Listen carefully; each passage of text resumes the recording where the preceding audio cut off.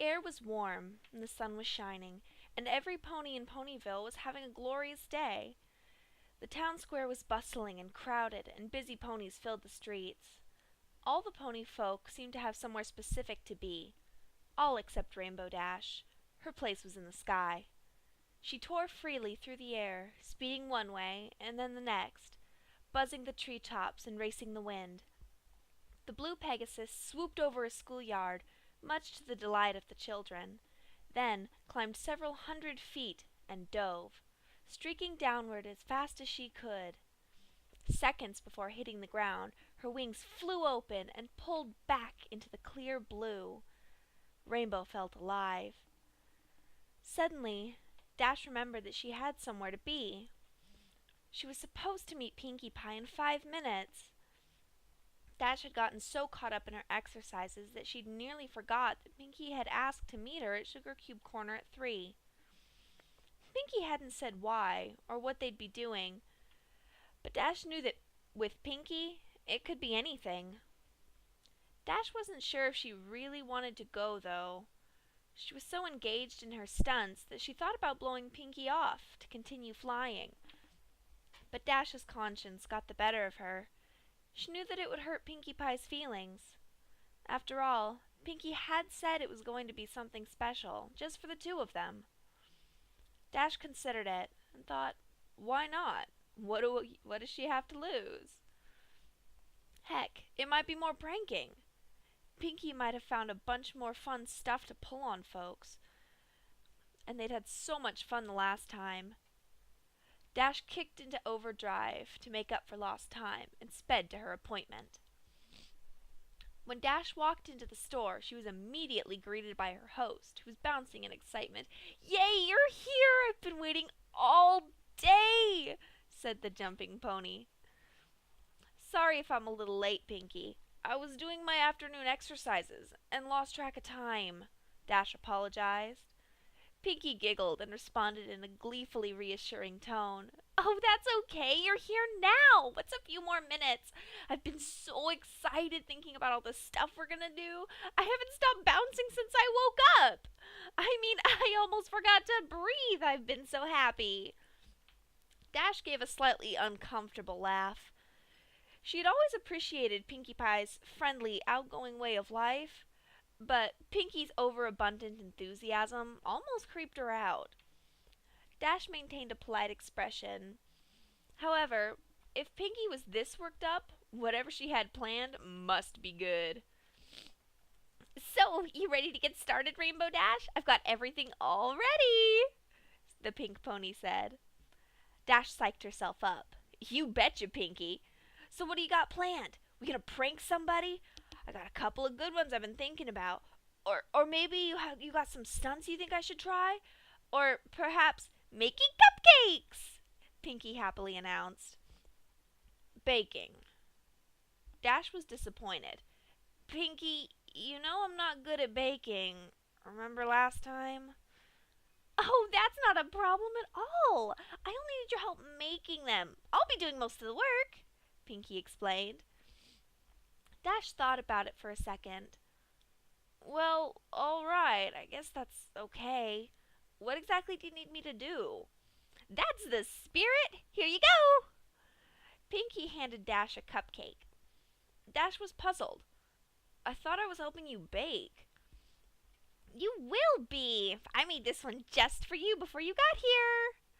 "So, is this like taste testing or something?" "Sorta," Pinkie said. Dash shrugged and popped the pastry into her mouth. She chewed a bit and swallowed. Not bad. "Okay, now what?" Dash asked. "Now," Pinkie informed her, "you take a nap." Puzzled, Dash opened her mouth, but felt instantly lightheaded. A wave of dizziness washed over her. The world spun, and seconds later she collapsed to the floor. When Dash regained consciousness, she found herself in a dark room. She tried to shake her head, but found that a taut leather strap held it firmly in place. She struggled to move, but braces around her chest and limbs glued her to a rack formed from a series of sturdy planks, which spread her legs far apart. Dash's wings were the only part of her not tied down, and they fluttered frantically while she struggled to escape. As she writhed, Pinky jumped suddenly into her line of sight. "Goody, you're awake! Now we can get started!" Pinky stated gleefully. She bounded into the darkness and quickly reappeared, pushing a small cart covered with a cloth. "Pinky, what's going on? I can't move," Dash said urgently. "Well, duh! That's because you're tied down," chided Pinky. "That's why you can't move. I didn't think you'd need to be told that." "But why? What's happening? I thought you said I was gonna help make cupcakes." "Well, you are helping. You see, I ran out of the special ingredient, and I need you to get more." "Special ingredient?" Dash was now breathing heavily and started to panic. "What special ingredient?" Pinky giggled and responded, "You silly!" Dash's eyes widened and her face contorted in fear. Then she started to laugh and said in a voice bordering on hysteria, "Woo! You really got me there, Pinkie Pie. I mean, tricking me into thinking I'm gonna get made into cupcakes. I gotta tell you, this is the best prank yet. You win. You're the best." Pinky only giggled even more. "Aw, thanks, Dash. But I haven't done any pranks today, so I can't accept your praise." Dash was struggling again. "Pinky, come on, this isn't funny." "Then why are you laughing?" Before Dash could answer, Pinky grabbed the cloth and whipped it off the cart. On the cart was a tray containing various sharp medical tools and knives, carefully organized and wickedly sharp, as well as a large medical bag. Dash was now in full panic mode. She started to hyperventilate. Her mind raced as she tried to reason with the pink pony. "You can't do this, Pinky. I'm your friend." "I know you are, and that's why I'm so happy that I've got you here. We get to share your last moments together, just you and me." Pinky was skipping again. "But the other ponies will wonder where I am. When the clouds pile up, they'll come looking for me, and then you'll get found out," Dash cried out in desperation. "Oh, Dash," said Pinky, "don't worry. There are plenty of Pegasus ponies to take care of a few clouds. And besides, no one will find out. I mean, how long do you think I've been doing this?" And with that ominous statement, the light suddenly came to life and revealed the rest of the room. "Oh no." Dash reeled in horror at the image presented to her. The room was decorated with a typical but twisted Pinkie Pie flair. Colorful streamers of dried entrails fluttered around on the ceiling. Brightly painted skulls of all sizes were attached to the walls, and organs done up in pastels, filled with helium, were tied to the backs of chairs. The tables and chairs were made of bones and the preserved flesh of past ponies. Dash cringed upon seeing the centerpiece of the table nearest to her. The heads of 4 foals, their eyes closed as if they were sleeping, were wearing party hats made from their own skin. With a thrill of terror, Dash recognized one of them as Apple Bloom's classmate, Twist. Dash's eyes darted back and forth, and then fell upon a patchwork banner hanging from the rafters, made from several tanned pony hides. The words, "Life is a Party," were scrawled on it in red blood. Dash's attention was brought back to a party horn, unfurling and tickling her nose. She gaped at Pinkie Pie, who was standing right in front of her. The party pony was wearing a dress quilted from dried skin, emblazoned with cutie marks. On her back fluttered 6 Pegasus wings, all of different colors. As the earth pony skipped in excitement, her necklace of severed unicorn horns clacked together loudly. "Like it?" Pinkie said. "I made it myself." Desperately, Dash pleaded with the smiling pony before her. "Pinkie, please. I'm sorry if I did anything to you. I didn't mean it. Please let me go. I promise. I won't tell anybody." "Oh, Dash, you didn't do anything. It's just that your number came up, and, well, I don't make the rules. We can't turn back now." Dash was tearing up. How could this be happening? Aw, don't be sad, Dash, said Pinkie. Look, this'll cheer you up. I brought you a friend. Seemingly out of nowhere, Pinkie produced a brightly painted blue and yellow skull. It was about pony-sized, but it had a very defining feature: a beak. Dash gaped in shock. Is is that... is that... Hey, Dash, let's hang out together. These ponies are lame-os. Dweebs, dweebs, dweebs, Pinkie mimicked. I caught her right before she left town. Remember when I left the party for like 20 minutes? That wasn't enough time to play with her, of course. I had to wait till after the party to do that. But boy, am I glad I did. It was worth it for the flavor alone. Griffin tastes like two animals at once. It's amazing. I know she didn't have a number like everyone else in Ponyville, but when am I going to get another chance to try Griffin? I probably should have asked where she came from so I could have gotten more, but I forgot. I'll tell you what, though, she was quite the fighter.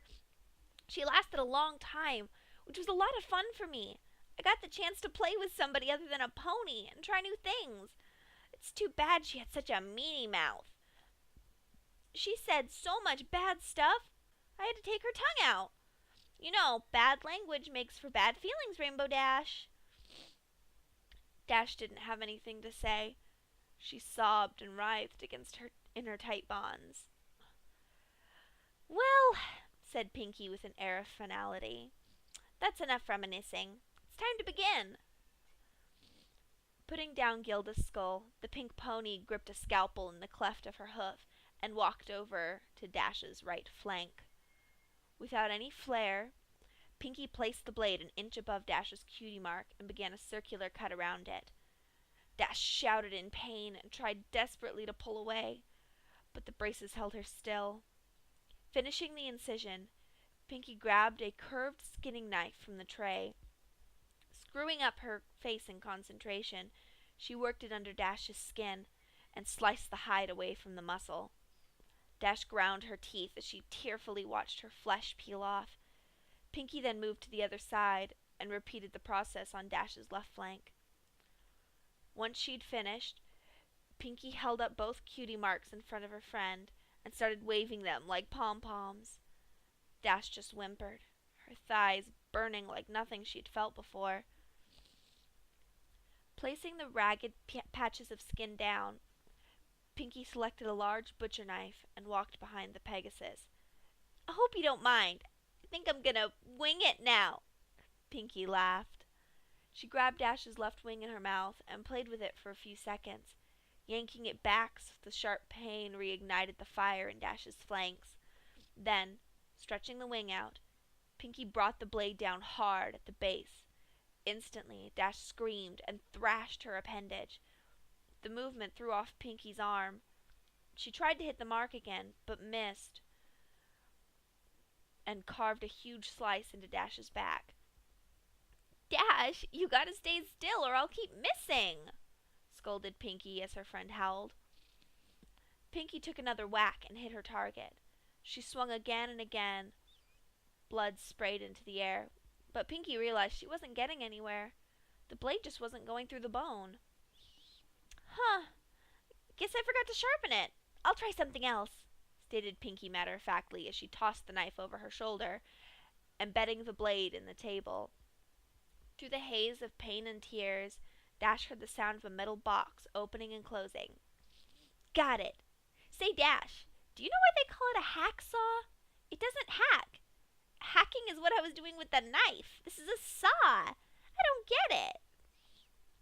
Pinkie placed the tool over the mangled flesh of the last attempt. Standing on her hind legs, she worked the saw back and forth with her front hooves. It sliced effortlessly through the bone and skin. The feeling of the jagged teeth grinding into her made Dash want to vomit. She watched numbly as her wing flew over her head and landed with a fluff on the table. Pinkie moved to the next wing and started sawing. Dash didn't struggle this time. She'd given up trying to fight and focused on choking back screams of agony. Abruptly, the sawing paused. Pinky was only halfway done, the wing hanging off by a sliver. "Hey, Dash!" Pinky piped up. "Think fast!" Suddenly, Pinky yanked the wing as hard as she could. The bone snapped out of the blue pony's... The bone snapped, but the blue pony's skin held, then tore away. The pull ripped away a long strip of flesh all the way down Dash's back to her rump. Her body seized at the unexpected trauma. As her pelvis tensed up, Dash felt a warm release between her legs, and her loud, unending melody of pain filled the room. Unable to catch her breath, she blacked out. Dash awoke with a gasp. The stench of her urine filled her mucus-caked nostrils. As her vision swam into focus, she saw a very pouty Pinkie Pie removing a large adrenaline needle from her chest. Stomping her hooves, the frustrated Pinkie lashed out at her helpless victim. "Didn't anyone teach you any manners? It's very rude to fall asleep when somebody invites you over to spend time with them. How would you like it if I came over to your house and went to sleep?" "Oh, I'm sorry, Dash. You're so boring, I'll think I'll take a nap." "You think I like always doing this by myself? I told you how excited I was when I found out you were next. I was excited to have a friend to be here with me while I worked. But no, you've got to be inconsiderate. You know, I thought you were tough. I thought you could handle anything. I've had foals stand up better than you. Do I have to baby you? Huh? Is that how you want me to remember you? As a baby?" Pinkie stopped to catch her breath. Dash blinked and sobbed softly. Her back was in agony, her sides were on fire, and there was an intense pain in one of her legs. As she blinked again, she saw Pinkie pop something red into her mouth and began to chew. Noticing Dash's stare, Pinkie quickly gulped the morsel down. "What?" Pinkie asked. "Oh, this!" She held up another piece. "Well, while you were asleep, I got a little impatient and helped myself to a small sample. I got it from your leg. You're not bad. Want to try some?" Without waiting for a response, Pinkie shoved the strip of meat into the revolted Pegasus pony's mouth. Dash gagged and immediately spit it out. Pinkie frowned and picked up the chunk of flesh. "If you didn't want it, you could have said no." She contemplated the discarded snotty morsel, then gulped it up. "It's not like you haven't had my cupcakes before." Swallowing, Pinkie turned her attention to a small can on the tray. She removed the lid, revealing that it was filled with red-hot coals. Lying on top of the coals were several large nails. As the adrenaline filled her veins, Dash began to panic again. Picking up the can, Pinkie walked over to Dash's left, holding some tongs with her mouth. Pinkie carefully picked up a nail and positioned it at the seam between her victim's front left leg and hoof. She then grabbed a hammer and took careful aim. "No, Pinkie!" Dash screamed. "No, no!" The hammer came down, and the nail punctured Dash's skin. The white-hot burning was too much. Dash screamed as she pulled and thrashed at the braces, causing her raw skin to rub and tear.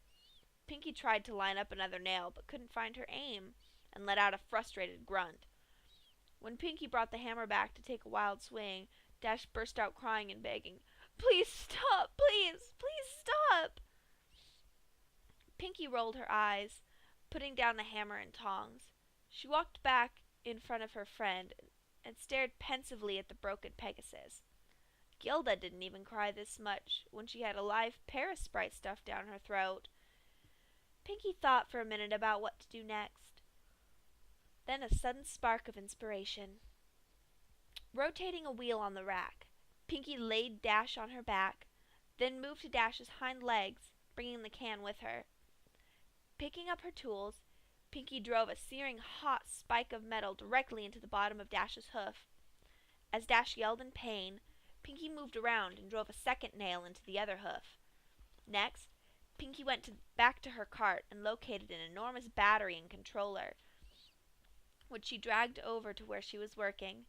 She tied copper wires between the terminals and the nails driven into Dash's hooves, then gave Dash a wink and flipped the switch. Electricity rocketed through Dash's body. The blue pony reacted immediately. Her body seized, and her muscles snapped taut. Dash's hips thrust skyward, her eyes rolled back, and she let out a deep, throat-shredding cry. Pinkie giggled and danced in place, then reached down and turned up the juice. Dash convulsed uncontrollably, and her bladder emptied once more.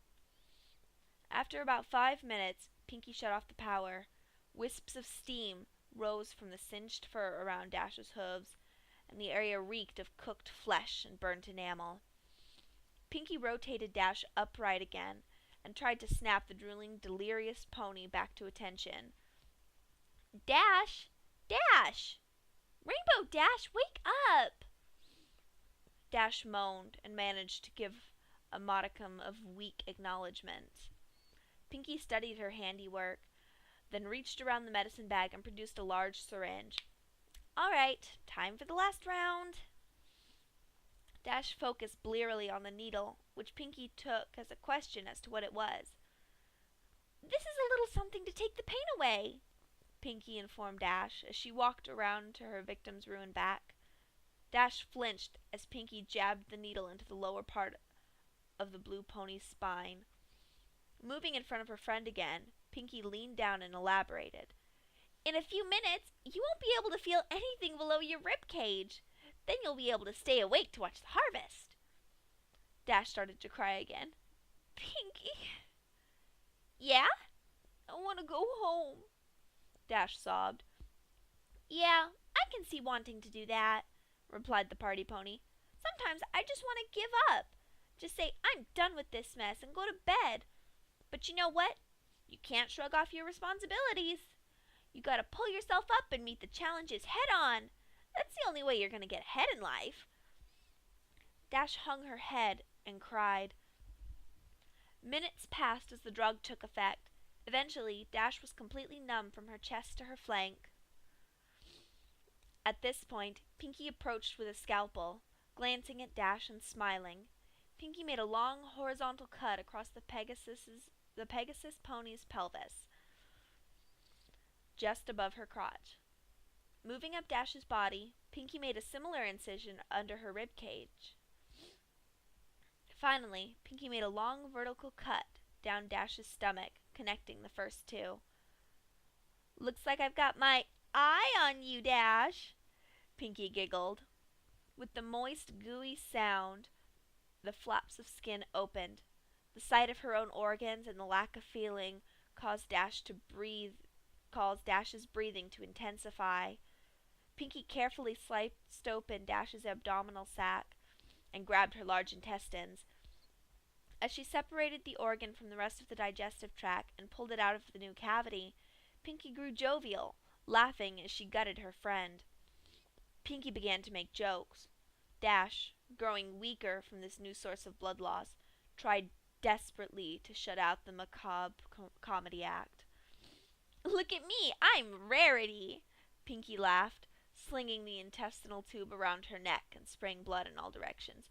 "Isn't my new scarf so pretty?" Reaching back inside, she sliced the smaller intestine off from the bowels, squeezing out the excess excrement. Pinkie filed the slimy organ through her teeth and dragged it back and forth. "Dentists say you gotta floss every day, Dash." Dash was barely aware of what was going on anymore. The shock was causing her to fade.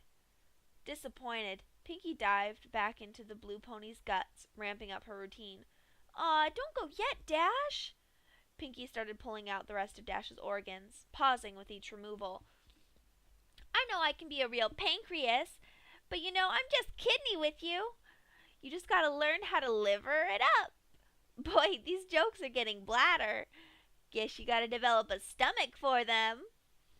Pinkie placed the discarded body parts into a bucket, keeping the last one for a bit longer. "Ooh, bagpipes," she said, placing the end of Dash's esophagus in her mouth and the stomach in her armpit. She squeezed, and a spurt of acid hit her tongue. "Ew! Oh, hey, look! There's your cupcake, Dash!" Dash didn't hear her tormentor. She had slipped from consciousness minutes ago. Pinkie, not yet satisfied, hit Dash with another adrenaline shot. Dash woke up for the last time, her heart pounding. Warm blood flowed out from the wound in her chest in great spurts. It wouldn't be long now. Pinkie brought Dash around onto her back again and straddled the blue pony's chest, scallop at the ready. You know, Rainbow Dash, I'm disappointed. I thought you would have lasted longer. I really wanted to spend more time with you before we got here, but I guess it's my fault. I should have taken it a little slower. Oh well, it was really nice knowing you, Dash. The blade sunk into the blue throat and worked its way up to Dash's chin. Coming back down, Pinkie's scalpel then circled Dash's neck. The last thing Rainbow Dash felt was her skin being cut away from her skull and the metal of the blade scraping her teeth. Then she was gone. Pinkie Pie stared into the mirror. She had done a really good job, even keeping the eyelids. She winked, and Dash winked back. Pinkie smiled. But still, she was sad that her friend was now gone. Dash had only lasted 50 minutes, not nearly as long as Pinkie had wanted. She looked back at the cadaver hanging in the center of the room, the last of her friend's fluids draining into a pan. Yup, no more Rainbow Dash. As she looked, Pinkie cocked her head. She began to take notice of the fact that there really wasn't much damage to the corpse. In fact, the pink pony mused, I think... An idea exploded in her head. She was good at sewing, and she had all the pieces. All she had to do was put them back together. Yeah. She just had to get some stuffing and bingo! She'd have Rainbow Dash forever.